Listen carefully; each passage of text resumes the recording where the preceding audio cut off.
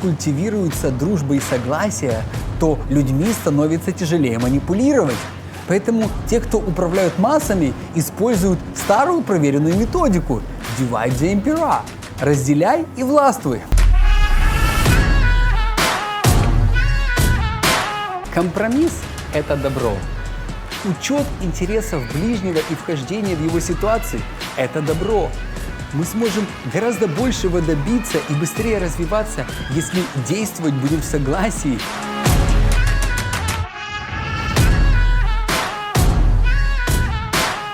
Добра и мира моим дорогим слушателям! Вы на канале Антидот. И после прошлой серии выпусков про снижение веса я получил много вопросов типа: ну, ты вот живешь, мол, в Америке, расскажи нам, как же там все на самом деле? И вопрос достаточно сложный в том смысле, что в политику лезть ой как не хочется, и поэтому вроде бы лучше обходить подобные темы стороной. Но и не рассказать тоже нельзя, потому что именно эта разница культур и помогла мне заметить и понять многие вещи в жизни, подвергнуть их, так сказать, двухсторонней оценке. И в первую очередь понять, что путешественники – это очень умные люди. Они имеют возможность познакомиться с разными культурами, и это позволяет им дать какому-либо явлению оценку с точки зрения разных менталитетов и жизненных парадигм, с которыми они познакомились в этих культурах. И вопросы типа «ну как же там на самом деле?» – это, по сути дела, желание узнать, чем мы отличаемся от них. Или, если еще глубже, то кто все-таки лучше – мы или американцы? Подразумевая, конечно, разницу культур или менталитетов этих народов. Мы всегда себя подсознательно сравниваем с окружающими. И чтобы давать оценку какого-либо предмета, его надо со всех сторон рассмотреть. Но самое главное – изучить изнутри. Оценка его только по внешним признакам вам скажет только о его форме. А для того, чтобы оценить содержание, надо как бы вот залезть внутрь этого предмета. У меня все нормально с психикой. Просто чтобы дать оценку содержанию определенной материи, мы не влазим внутрь ее. Нам в этом помогает химия и физика. Поэтому, чтобы объективно сравнивать одну вещь с другой, надо видеть эти обе вещи и изнутри, и снаружи. И этим я хочу сказать, что для оценки какой-либо культуры в ней надо пожить. Сколько пожить? Месяц, год, 10 лет – это уже другой вопрос. Вы же понимаете, что если вы проживете год в Китае, и то, что вы будете знать о китайцах и их культуре, будет существенно отличаться от того, если вы там проживете 10 лет. Психологи говорят, что 7 лет – это оптимальный срок, чтобы увидеть и понять очень много. Они утверждают, что если ты работаешь на одной и той же позиции долгое время, то уже через 7 лет ты все знаешь о своей работе, ничему новому практически не учишься и работаешь на автомате как робот. А чтобы постоянно развиваться, надо двигаться или по вертикали, или по горизонтали. И если этого не происходит, то они советуют менять работу или даже менять род деятельности. Это чистая правда. Говорю по своему опыту. Я менял род деятельности в своей жизни и полностью согласен с учеными и тоже считаю, что это очень полезно. Если вы остановились в развитии, очень вам рекомендую. Но мы говорим про то, сколько пожить, чтобы дать оценку той или иной культуры.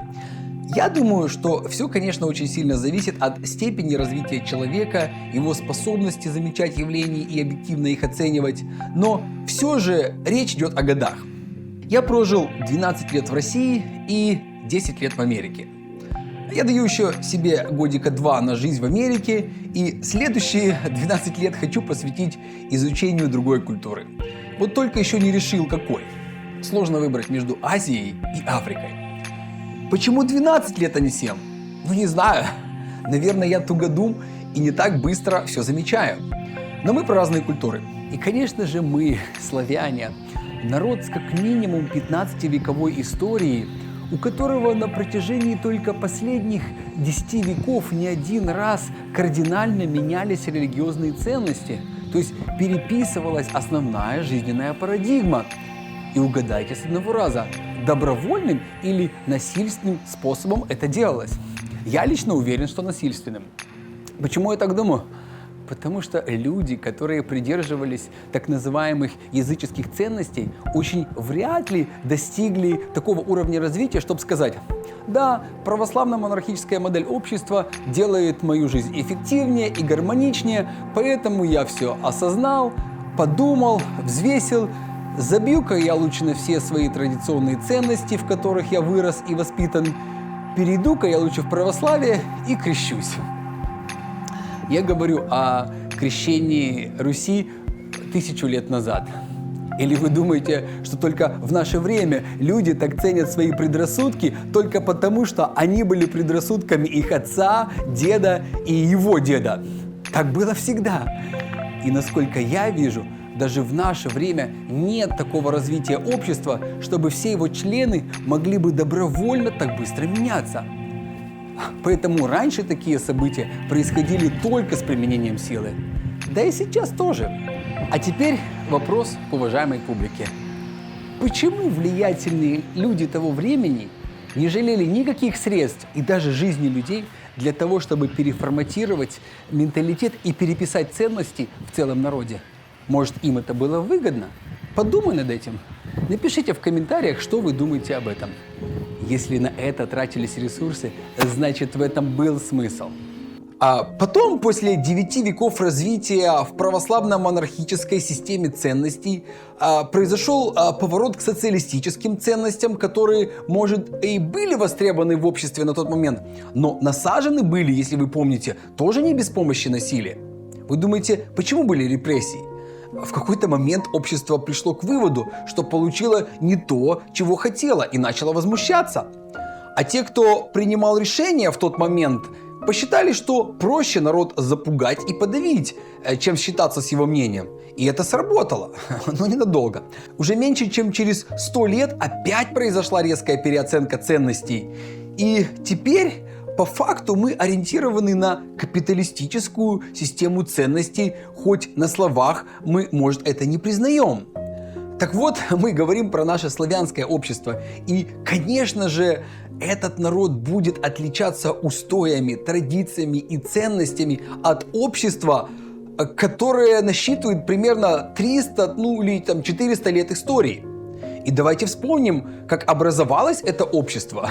Все самые отчаянные, рискованные, амбициозные, с какой-то стороны самые умные люди своего времени ринулись из разных стран Европы, а потом и мира, на новооткрытую благодатную землю. И ринулись они, как вы понимаете, за лучшей жизнью.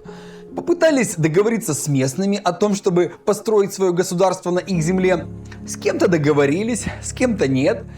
Те, кто не захотел договариваться, их просто уничтожили, но добились своей цели. А потом придумали свои правила игры на местных уровнях, типа поселки, районы, построили отношения по принципам согласия и договоренности на более высоких уровнях, типа штат. А потом, в принципе, тоже добровольно объединились, кто когда захотел, федеративные отношения, написали себе конституцию и все правила прописали так, чтобы было удобнее зарабатывать деньги и жить как хочет каждый, но при этом стараясь не задевать интересов друг друга, насколько это возможно достичь, если во главу положено накопление капитала. Капитализм именно это и значит. Во главе капитал, то есть деньги. Не общество, не личность, не развитие, а именно накопление капитала. Это значит, что чем большими ресурсами ты обладаешь, чем выше твоя позиция будет в этом обществе. Говорю это, чтобы вы понимали, что такое в своей сути капитализм. И у вас еще есть вопросы, на какую систему ценностей ориентируется сейчас наше общество? Но мы говорим про Америку.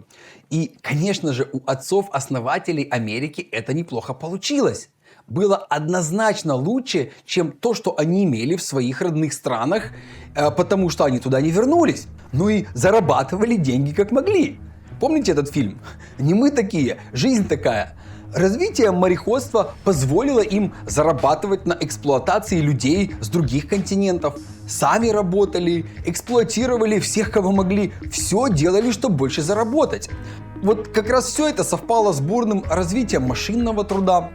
И помните, это были не самые глупые люди человечества. Они быстро поняли, что станки перспективнее рабского труда. А чтобы эта бесплатная рабочая сила не убивала стимул бизнесменов вкладывать деньги в станки, решили отменить рабство и дать свободу сотням тысяч людей. Даже и до этого доросли. Руководители провозгласили эти идеи, умные бизнесмены с северных штатов с этим согласились, поддержали идею отмены рабства, а с жадными южными штатами руководителям пришлось даже повоевать, чтобы воплотить свои идеи в жизнь. Вы думаете, почему эти люди вошли в историю? Это был мощный рывок. Я говорю про Авраама Линкольна и остальных героев движения по освобождению рабства. Потом еще почти 200 лет продолжалось зарабатывание денег и власти в мире всеми доступными методами. И мы имеем то, что мы имеем. Американское общество. И вы мне спрашиваете, кто лучше, мы или американцы? Ну как ответить на этот вопрос? Мы разные. Ну да, мы разные. Вот именно об этом мы и тебе говорим. Так кто лучше? И я не знаю, как ответить на этот вопрос. Что лучше, Феррари или экскаватор? И тот красный, и тот тоже может быть красный. И там мотор, и там мотор. Даже по мощности они могут быть одинаковые и даже стоить могут одинаково. Ну, понятно, что ответить на этот вопрос можно, только ответив на другой вопрос. А какой цели ты хочешь добиться? Девушку соблазнить на экскаваторе будет сложно, даже если скажешь, что это твой экскаватор, и даже если скажешь, что он стоит как Феррари. Для этих целей лучше все-таки использовать именно Феррари. А вот с помощью Феррари будет очень сложно выкопать метровый фундамент для дома. Так и тут. Это достаточно разные сообщества, и они не могут быть одинаковыми в силу их разной истории, то есть обстоятельств, которые их формировали.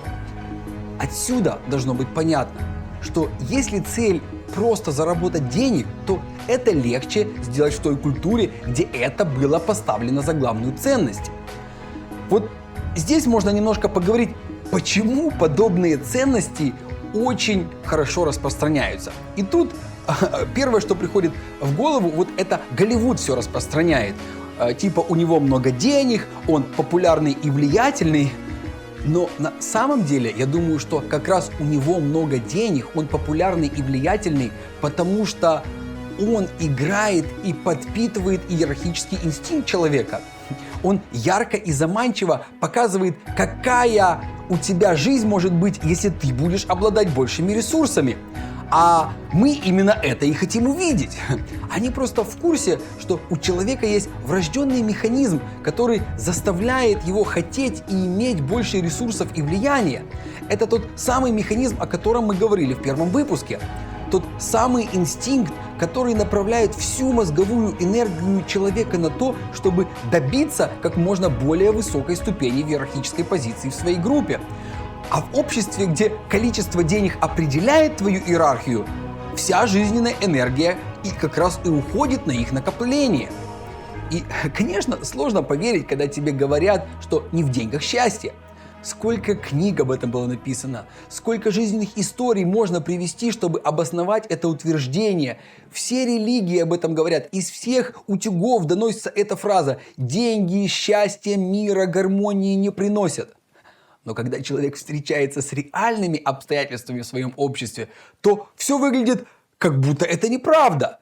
Все выглядит так, как будто чем больше у тебя ресурсов и влияния, тем выше твое положение в обществе, тем легче будет твоя жизнь. И это понятно, если в обществе культивируется и выставляется на показ эта богемная жизнь богатых и влиятельных людей, снимаются красивые фильмы про жизнь богатых людей, и все такие: «О, вот хоть бы пару недель пожить жизнью миллионера». Наш мозг все это видит и задает нам такую модель поведения, которая будет направлена на накопление ресурсов, а не на то, что вы там прочитали в позитивном паблике, вам родители или в церкви сказали. И правда в том, что как бы мы сильно эту систему не хаяли, которая во главу поставила накопление капитала, весь мир от беднейших стран Африки и Азии и до развивающихся стран БРИК и все остальные между ними стремятся к одному и тому же – иметь больше ресурсов и власти для того, чтобы иметь больше ресурсов. А еще скинуть с себя того, кто в этом неплохо преуспел и уже несколько сотен лет имеет в прямом и переносном смысле всю планету. Надеюсь, вы поняли, о какой стране идет речь. Но вы их не имеете права обвинять. Вы бы делали то же самое. Вы ведь тоже думаете, что если вы будете иметь дом больше, чем ваш сосед, это все, что вам нужно сейчас. Если у вас будет машина лучше, чем у вашего друга, то вы будете себя чувствовать лучше. И если у вас будет денег достаточно, чтобы вы могли позволить себе жизнь миллионера, то в вашу жизнь придет счастье. Но это не так. Я в этом именно в этой стране и убедился. Да, обвинить тех, кто это делает лучше, очень хочется. Но то, что вы проигрываете им в этом, это не ваша вина. У них просто правила игры под это лучше заточены. Какие правила? Ну, например, Конституция. Что такое Конституция? Это ведь просто правила, по которым договорилось жить конкретное общество, обычно говорящее на одном языке и живущее на определенной четко обозначенной территории. То есть правила, по которым договорилась жить страна. Конституция – это не что-то такое сверхъестественное. Это не Библия или Коран, который нельзя переписать. А если и перепишешь, то это уже будет не Библия, а что-то другое. Конституция – это свод правил, по которым определенное общество договорилось жить. Общество изменится и решит, что надо поменять правила.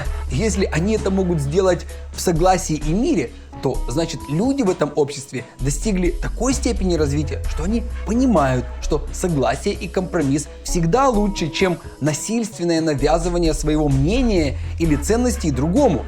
Вот с этой точки зрения американское общество – это уникальное общество. Они смогли это сделать, и не так много таких случаев замечено в нашей истории. Именно поэтому они так эффективны. Они просто отбросили все то, что им мешало добиваться своих целей, а именно старые традиции своих стран, и оставили то, что им было полезно.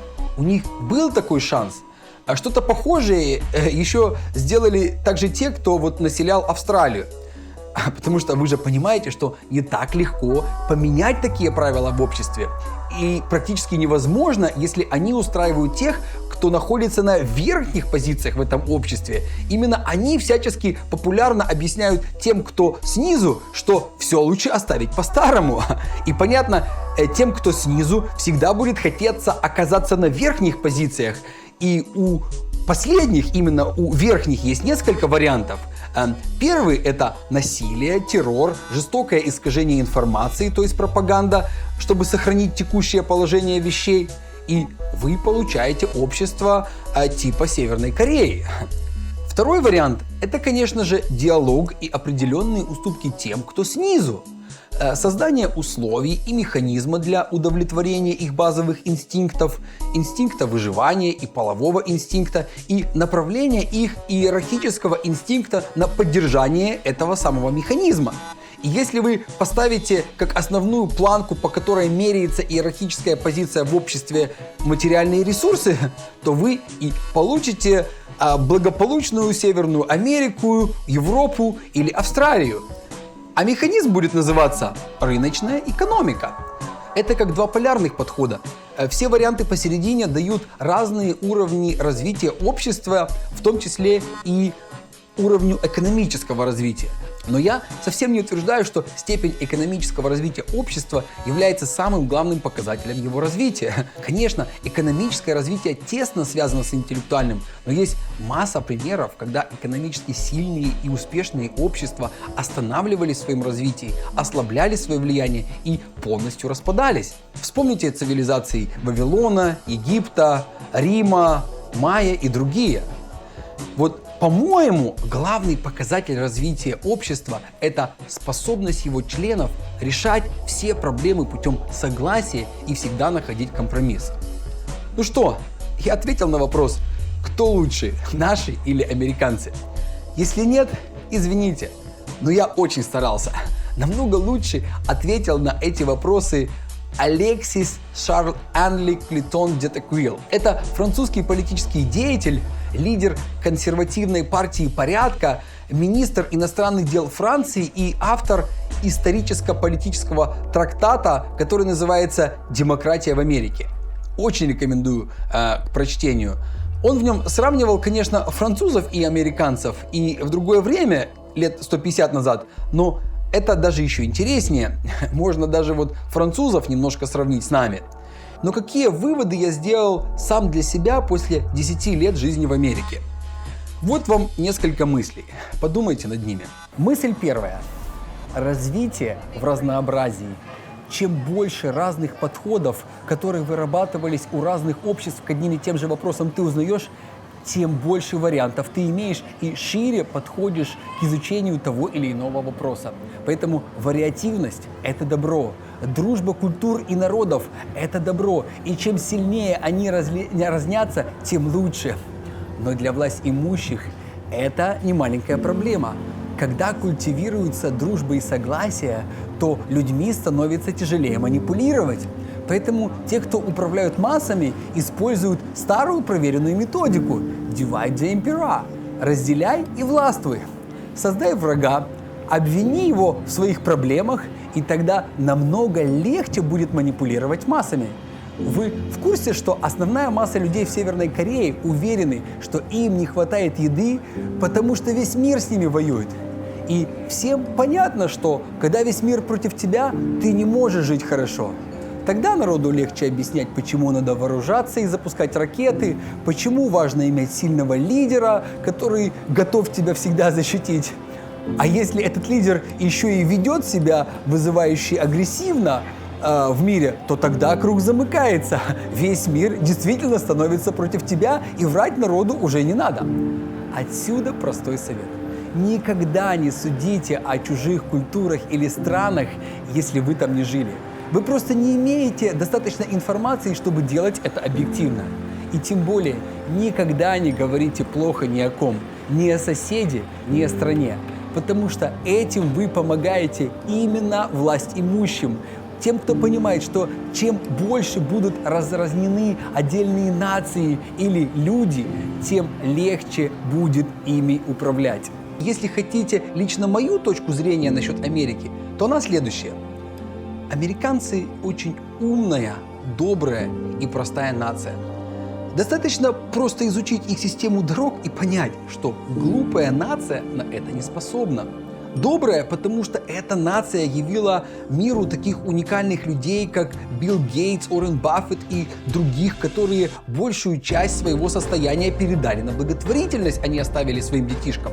Если вы приведете мне примеры таких людей из нашей культуры, я буду очень рад узнать о таких людях. Ну и простые, потому что для них вещи не так много значат. Я тут заметил, что сплошь и рядом миллионеры могут ездить на простой Тойоте и носить недорогие вещи.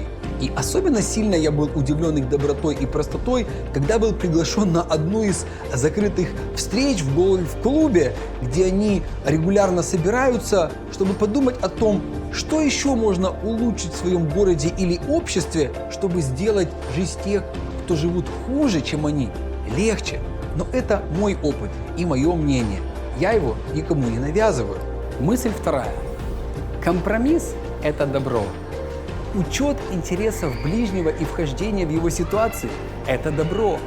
Мы сможем гораздо большего добиться и быстрее развиваться, если действовать будем в согласии. А если мы сможем прийти к пониманию, что все человечество – это один большой живой организм, а каждый из нас – его клетка, а наша планета, где мы живем, это дом для этого организма, и взаимодействовать друг с другом и с этим местом, где мы живем, именно в такой установке, то жизнь каждого из нас станет намного легче, интереснее и продуктивнее. А для этого нужно понять, что взаимодействие с окружающими нас людьми с максимальным уважением – это самый эффективный метод поведения. Это значит все усилия направить не на то, чтобы кого-то убедить в своей позиции, а на то, чтобы понять его позицию. Да, я понимаю, что это для кого-то звучит как бред сумасшедшего, но это единственный путь выжить. И если мы это не поймем, то мы исчезнем, как и многие другие цивилизации, живущие до нас. И это не мои идеи. Об этом говорили и говорят все, кто изучил отдельного человека и общество в целом. Но теперь вы понимаете, почему эти идеи не распространяются. Divide the Emperor. Ну и третье. Пресыщенная жизнь усыпляет и останавливает развитие. Это я тоже усвоил именно в Штатах. Поэтому вы и слышите шутки Задорнова о том, что американцы тупые. Да, многим из них просто незачем двигаться вперед и развиваться. Особенно, если тебе родители оставили достаточно денег, чтобы больше никогда не работать. Видя это, я еще больше уважаю тех людей, которые были настолько умны и дальновидны, что поняли это и поэтому завещали свои деньги не родственникам, а на благотворительность. Они пошли против человеческой природы и поняли, что это незаработанное богатство только испортит жизнь их детям и убьет в них желание развиваться. Поэтому и передали свои ресурсы на благотворительность. И если вы проследите историю, то не так много богатых людей к этому приходило. Вот такой получился у нас ответ на вопрос, кто же все-таки лучше, мы славяне или американцы? Мы разные. Но именно в этом и могла бы быть наша сила. Если бы мы смогли сделать так, чтобы наши культуры перестали мериться письками и выяснять, кто правее, сильнее или умнее, а начали слышать друг друга, уступать и действовать как партнеры, уверен, жизнь бы практически всех людей на этой планете бы сильно поменялась в лучшую сторону.